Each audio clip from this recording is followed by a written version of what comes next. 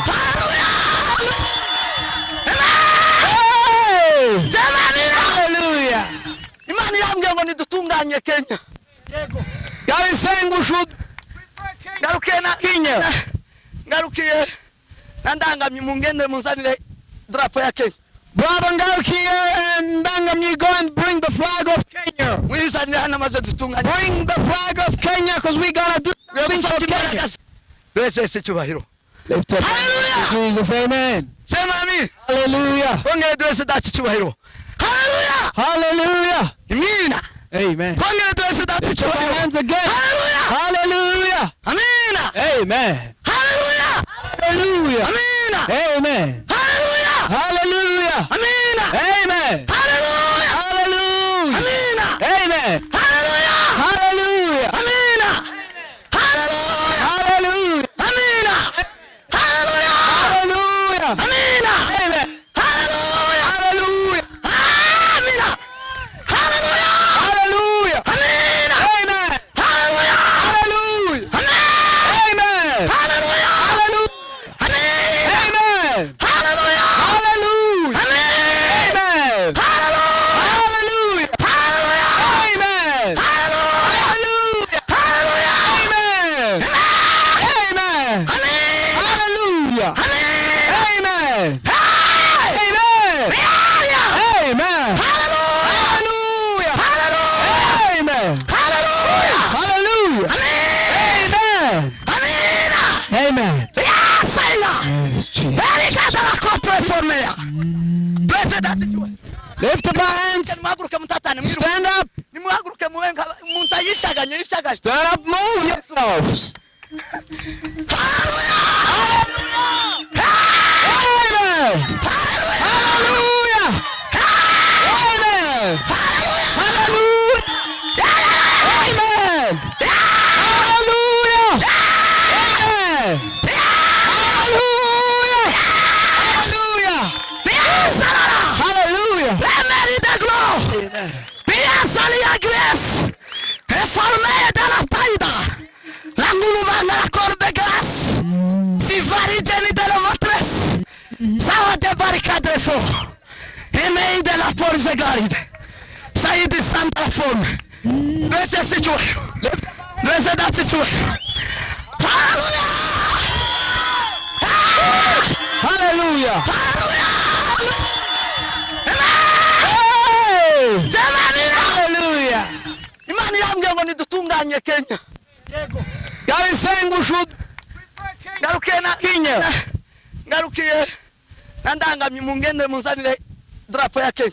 Brother, go here and Dangamye, go and bring the flag of Kenya. Mwizanire hano maze dutunganye. Bring the flag of Kenya because we gotta do things for Kenya. Imbaraga z'ibigirwamana. We're going to take the Hallelujah. Amen. Hallelujah. Sifa za Bwana. Amen. Sifa za Bwana. Praise the Lord. Sifa za Bwana. Oh. Sifa za Bwana. Hallelujah. Sifa za Mwokozi. Hey. Sifa za Hallelujah. Kwani ya Satani zahera ku mugongo The wera. road of the devil will be on the back of the saints up until when? Lisogesa ryari. Up until when? Amen. Ndiyo Wasaya na mgeni yake. Meri de la adrite santu from. Nimusubira muhishaganye ngira ndumvima. You gotta shake yourself once more again. Hallelujah. Hallelujah. Hallelujah. Remeri de la tarias. Dirigari de la controlea. Hallelujah. Mesala reboria satis. Ila kili gorde zarafe. Thanks, Jesus. Imana igomba gukora ibikomeye muri Kenya. God is gonna do Isi yose something ikamenya amazing ko ari in Imana. Kenya. And the whole world will know that. Hallelujah. Sema amina. Sema amina. Hallelujah. Hatukuza makosa. Ahimidiwe Bwana wa matesi. Sifa zimurudiwe Bwana. Mani wagirene. God bless you. Nuko. Hano tuyirangije. We will do as God said right today. Before we leave here. Turangije gahunda. Imana imbwiye ngo nidutunganye Kenya. We will leave this place already done what God has told me to do about Kenya. Mana irambwiye ngo nidusubize intebe y'ubwami bw'Imana mu buyobozi bwa Kenya. God has told me to bring back the throne of God in the leadership of Kenya. Muri presidency ya Kenya. In the presidential seat of Kenya. Muri Stete House. Yeah. Sema amen. Amen. Sema amen. Hallelujah. Intebe y'Imana igiye kwishira. The seat of God is going to come back there once more. Igicaniro kihoraho isumba zose. The altar of God is going to be there. Kirishira none. It's going to enter there today. Kirishira uyu munsi. It's going to enter today. Kirishira none. Today it's entering. Hallelujah. Intebe y'ubwami bw'Imana. The seat and the throne of God. Intebe y'ubwami bw'Imana. The throne of God. Intebe y'ubwami The bw'Imana. throne of God. Kirishira muri Stete House. It's going to enter the State House. Sema amen. Hallelujah. None uyu mugoroba irataha. This evening, Uyu mugoroba irataha. today, it's going to slip over there. Let's omega de la. Yes, Jesus. Fata ibitekerezo by'abantu. Bibiliya iratubwira ngo dufate. The Bible says, Dufate ibitekerezo mu mitima y'abantu. take what is taught in the heart of a person Kristo. and open it to Jesus. Uyu munsi twahawe Imana irambwiye ngo bahaye gufata ibitekerezo mu mitima mu igomorere.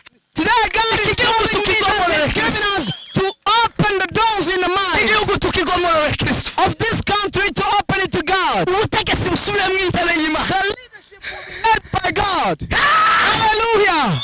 Ikamira igihugu cyose. And then it's going to be over all the country. Agira igihugu And cyose. it's going to bless the whole country. Imbaraga z'Imana zigaragara. And the power of God will manifest. Sema amen. Hallelujah. Ikindi mpuzi. The other thing, refugees, Amahoro data n'ubwenge. receive the peace in the name of Jesus. Hallelujah. Rimarida zarate prize. Muhabwe amahoro Yesu n'umurengezi. Receive the peace. Muhabwe amahoro Your Yesu n'umurengezi. defender. God is the defender. Amen. Hallelujah. Umuvugizi wacu isi yose. Advocate every day. Amaso yiwe aba hasi. His eyes is always Yabitswa ko ari abanyentegeke. watching the weak Muri iyi si. in this country. Abitswa ko bari munsi y'abandi. In this world. Yesu arahazi. Jesus is overall. Abaye mu isi. Jesus is in the world. Bivuga ngo yambaye akamero k'umugaragu The w'Imana. Bible says he took the form of a person Aramanuka aba imbata. and he came down to be a servant. Aramanuka aja munsi ye. And he went down in the feet. Aba hasi. Laid himself Aravuga down. ngo ndi kumwe na bene abo. And he said, I'm with you. Hallelujah. Hallelujah. Sema amina. Hallelujah. Imana irambwiye ngo ndi kumwe na bene abo. Jesus is saying he's with you. Ndi kumwe na bene abo. I'm with such kind of people. Ezarane ba. Hallelujah. Derigade reforme. Amatangazo yabayeho none. Yose tuyanyujije mu murongo. All the information, we cancel them in the name of Jesus. Hallelujah. Kwa uwezo na nguvu za Roho By Mtakatifu. the power of the Holy Spirit. Kwa uwezo wa neno la Mungu. By the authority of the Kwa word. mafuta tuliyopewa na By Bwana. the anointing imparted by Kwa God. kipawa tuliyopewa na By Mungu. the gift given by God. Kusikiliza yeye mwenyewe. By the obedience we obey Him. Simamisha matangazo hiyo ya. Stop all the announcement which is not of Katika jina la God. Yesu In Kristo. the name of Jesus. Baba tawala Kenya. Lord, govern Ongoza Kenya. tena Kenya. Lead again Kwa Kenya. uwezo wa Mungu Baba. In the name of Jesus. Inazamegaya. Yes. Ploni izameda. Yes, Jesus. Isala adostik. Emproni de feria simo. Amida ya natanda la boria. Sikari jene bone forme de fans.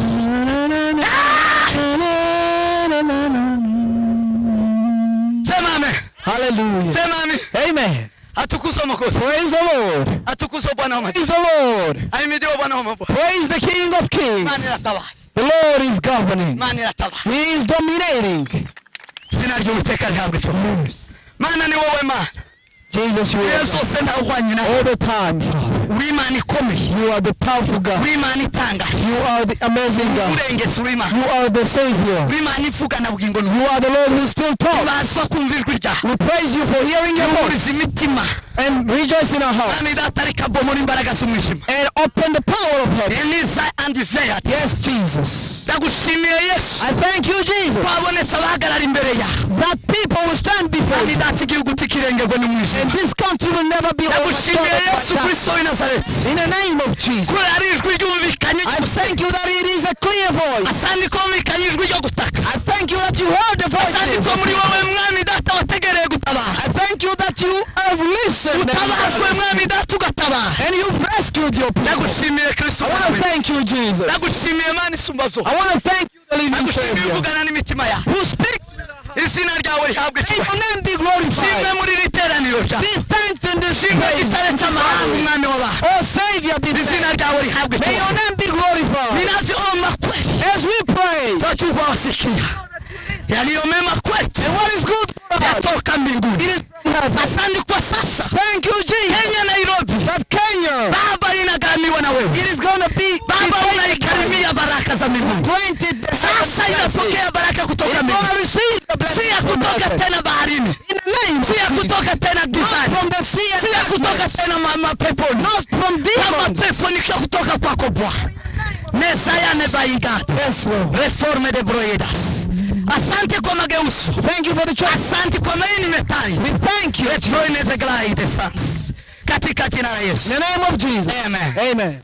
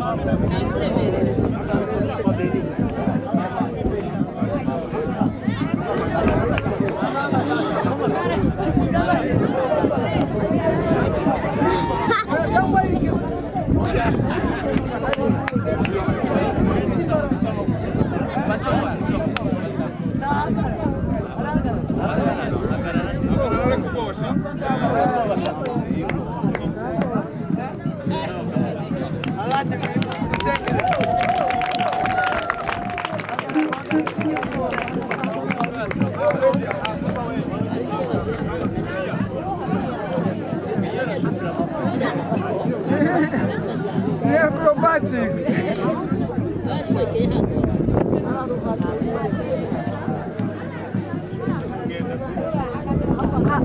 Okay, rero dusengere Kenya twese. Imbaraga z'Imana zikora ibikomeye. Mwami Yesu Kristo w'i Nazareti. Mwami ndatangira ibihe uri hejuru y'amajuru. Izina ryawe rihabwe icyubahiro Yesu Kristo. Wera inde satani pesante. Promete por de salvación. Ende salari para de salir de tu forma de baile. Izina rya Yesu Kristo. Izina rya Yesu Kristo.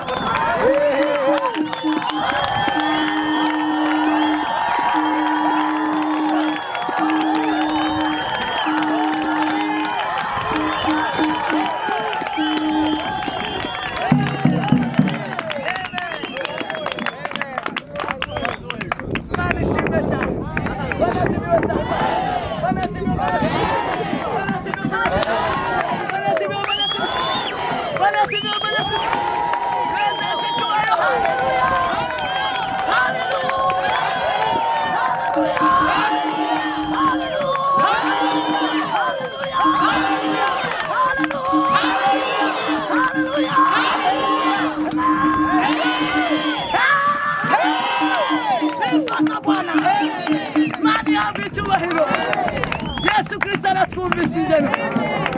Sema amen.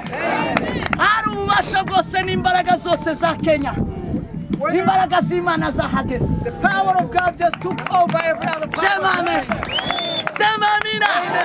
Hari ubushobozi bwose. Wherever there is power in Kenya, in Kenya, hari idarapo hose. wherever where there is the flag of Kenya, Kenya imisozi irasa yose mu gihugu. all the mountains look alike. Ibihugu zose birasa zose. All countries look alike. Ariko Kenya ni idarapo. But Kenya is this flag. Sema amen. Amen. Sema amen. Amen. Imana nikwibwiye ngo ibihugu byose ni bimwe. God told me that all countries look alike, the mountains look alike. Ibihugu bwose ni bumwe. All the soil is the Ariko same. bitandukaniye ni idarapo. But the difference stands on the Izo flag. nizo mbaraga za Kenya. The power of Kenya is invested in the Zinjiye mu flag mbaraga of Kenya. z'Imana isumba zose. And is the power of God. Hallelujah! Hallelujah! Hallelujah!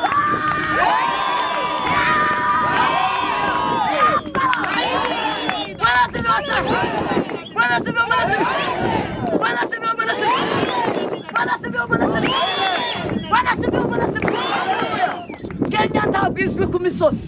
Kenya is not recognized on mountains Cyangwa mu ndego. or on the valleys. Kenya izwi ku idarapo. Kenya is recognized by the flag that Sema amen. represents Kenya. Sema amen. Amen. Sema amen. Hallelujah. Imbaraga zose zukora muri Kenya. Therefore, all the power working in the Kenya Aribo twita abategetsi. and the leaders Ni idarapo. are invested in the flag of Kenya. Ni idarapo. It is this flag of None Kenya. Yesu yafashe idarapo. And God has taken over this flag.